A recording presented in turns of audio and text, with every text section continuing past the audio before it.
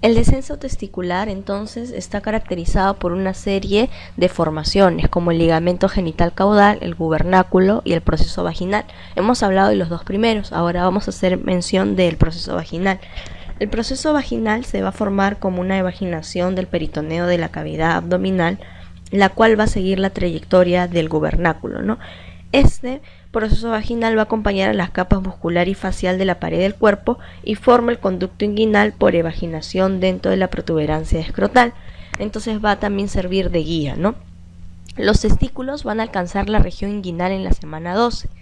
Van a atravesar el conducto inguinal en la semana 28 y finalmente llegan al escroto en la semana 33. En todo este proceso de migración van a intervenir una serie de hormonas como los andrógenos y la hormona inhibidora de Müller, ¿no? De los conductos de Müller, la hormona inhibidora antimülleriana, la antimülleriana. Bueno, vamos a ver que entonces en este proceso de descenso el testículo va a arrastrar a las capas abdominales de los músculos del abdomen, ¿no? Entonces, como está representado ahí la fascia transversa, que está de color aproximadamente naranjita, va a ser la que forma la fascia espermática interna, ¿no? Si ustedes siguen la figura, ahí van a observar con detenimiento, ¿no? La fascia transversa forma la fascia espermática interna. El músculo abdominal transverso, si ustedes ven, no sigue nada, entonces es el único que no contribuye a la formación de ninguna capa, ya que se arquea sobre esta región y no cubre la vía de la migración. El músculo oblicuo abdominal interno sí está formando lo que es la fascia cremastérica y el músculo cremaster, y el músculo oblicuo abdominal externo está formando la fascia espermática externa, ¿no? Y todo lo que rodea ya son las túnicas externas, ¿no? Entonces ahí estamos viendo los derivados de los músculos abdominales en lo que son la fascia espermática interna, en lo que es la fascia cremastérica y la fascia espermática externa. 3 músculos abdominales forman las 3 fascias. Vuelvo a repetir, la fascia espermática interna, la fascia cremastérica y la fascia espermática externa. Bien. Ahora vamos a ver un poco de aplicación clínica acerca de esta parte, y lo más resaltante son las hernias. Hablamos del proceso vaginal. Si este proceso vaginal persiste bajo el primer año de vida, entonces se va a formar lo que es la hernia inguinal indirecta, pero de manera congénita, ¿no? Porque esta debe desaparecer. Está bien, el proceso embrionario forma paso, ¿no? Para que pueda descender el testículo, pero esta no debe permanecer, porque si permanece abierto, por ahí van a descender las asas intestinales al escroto y pueden provocar esta hernia inguinal indirecta congénita. Ahora, la criptorquidia sí es algo mucho más conocido, y en la criptorquidia nosotros vamos a tener que el testículo no desciende en la semana 12, no está en el conducto inguinal, pero no atraviesa en la semana 28, entonces en la semana 33 no llega. Entonces, cuando el testículo no desciende, se forma lo que es la criptorquidia. En esta parte de la clase les he traído unas preguntas para que tengan un poco más de refuerzo acerca del tema, ¿no? Son las preguntas que más se repiten, son las preguntas importantes que ustedes deben recordar, y es el colofón de toda esta unidad de sistema genital.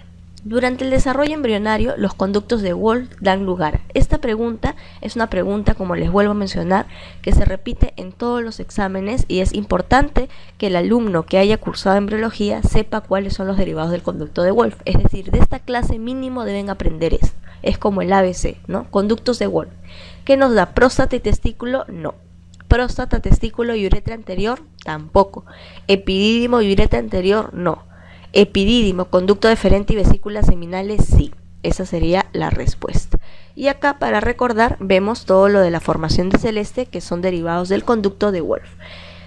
Comenzamos con los conductos eferentes, el epidídimo, conducto deferente y la vesícula seminal. Para que lo tengan claro, todas las estructuras deferentes de celeste son las que derivan del conducto de Wolff o el conducto mesonéfrico. Entonces, esto por favor a estudiarlo bien.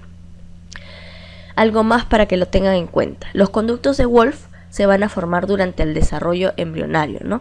Entonces, en este desarrollo embrionario, el testículo fetal controla la formación de los conductos deferentes, vesículas seminales y el epidídimo mediante la activación de justamente el factor inhibidor mülleriano y de la testosterona.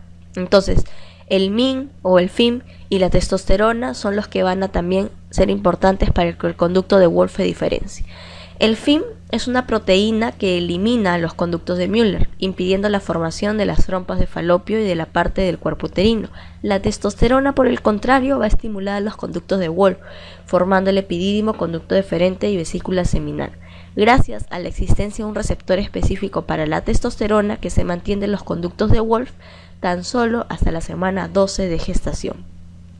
Segunda pregunta. ¿El paso de testosterona a dihidrotestosterona que tiene lugar en algunos tejidos diana se produce por el alza de la enzima? Quien regula esta acción enzimática es la enzima 17-alfa-hidroxilasa, no. 17-beta-deshidrogenasa, no. 3-beta-hidroxideshidrogenasa, no. 11-beta-hidroxilasa, no. 5-alfa-reductasa, sí. Y acá tenemos el déficit de la 5-alfa-reductasa. Es una alteración que afecta el desarrollo sexual masculino antes del nacimiento y durante la pubertad. Las personas que tienen esta enfermedad son genéticamente varones, con un cromosoma X y un cromosoma Y en las células y en los testículos. Sin embargo, el organismo no produce suficiente cantidad de hormona dihidrotestosterona. Esta hormona es importante y tiene un papel crítico en el desarrollo sexual masculino, y la deficiencia de esta hormona interrumpe la formación de los órganos sexuales externos antes del nacimiento. Otro dato que les doy: en el pseudo hermafroditismo masculino, que se da por déficit de la 5-alfa-reductasa, es el de tipo 2, también conocido como las hipospadias pseudovaginales perineo-escrotales. Los pacientes tienen una dotación cromosómica 46XY y muestran genitales ambiguos, ¿no? Ahora, la malformación mülleriana causada por la falta de fusión parcial de los conductos paramesonéfricos. Falta de fusión parcial es el útero bicorne, ¿no?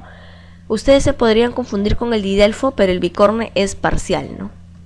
Ahí tenemos el útero bicorne, ¿no? Falta de fusión parcial de los conductos paramesonéfricos. Los conductos paramesonéfricos forman en el adulto. Ahí tenemos una serie de claves y la clave sería trompas, útero, cervix y tercio superior de la vagina. En el embrión femenino, la ausencia de los testículos, testosterona y sustancia antimulleriana da como resultado la degeneración de los conductos mesonéfricos y el desarrollo de los conductos paramesonéfricos. Como hay ausencia de testículos, hay ausencia de testosterona y no hay inhibición de la mulleriana, entonces ¿quiénes se forman? Los conductos paramesonéfricos. ¿Y quiénes degeneran? Los conductos de Wolff. Ahí tenemos entonces que el conducto de Wolff forma todas las estructuras de color rojo, ¿no? Las trompas, el útero y el tercio superior de la vagina. En el embrión femenino, la ausencia de los testículos, bueno, esa es la misma pregunta que se ha pasado, ¿no? Y ahí están los conductos de Müller, ¿no? Que justamente en el embrión femenino la sustancia antimülleriana degenera el conducto mesonéfrico o de Wolff, ¿no? Ya que no hay el gen SRY y tampoco hay testosterona. Entonces todo esto favorece el ambiente femenino. Las siguientes entidades se asocian a malformaciones müllerianas: falta de desarrollo sexuales de caracteres sexuales secundarios, esterilidad, abortos recurrentes, recién nacidos de bajo peso o partos prematuros. ¿Ustedes cuál creen que es? Es la primera, ¿no? La falta de desarrollo de caracteres sexuales. ¿Por qué?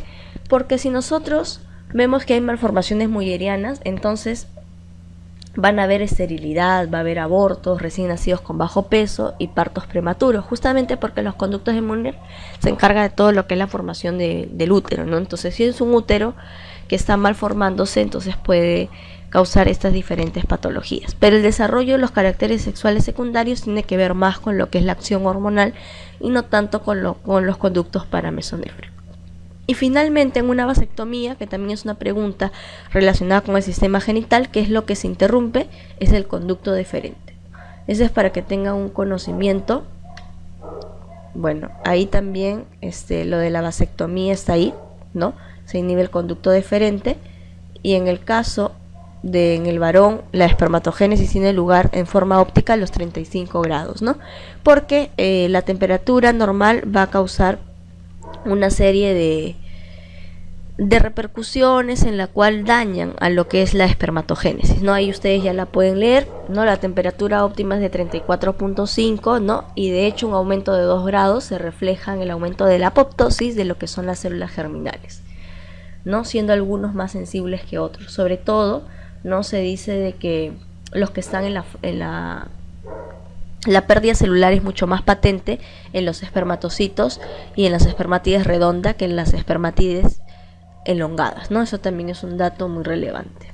La proteína SRY tiene un papel fundamental en la gónada por induce la expresión del gen, no. Inhibe la expresión del factor antimülleriano, no. Conserva las oogonias, no tiene nada que ver con eso. A y B son falsas, entonces ninguna es correcta. Ahí está el proceso de espermatogénesis y el gen SRY que se encontraba en el brazo corto del cromosoma X, ¿no? Entonces estas preguntas sirven para reforzar el conocimiento de esta clase, y ya los leen con detenimiento las respuestas y espero que les haya servido. Muchas gracias.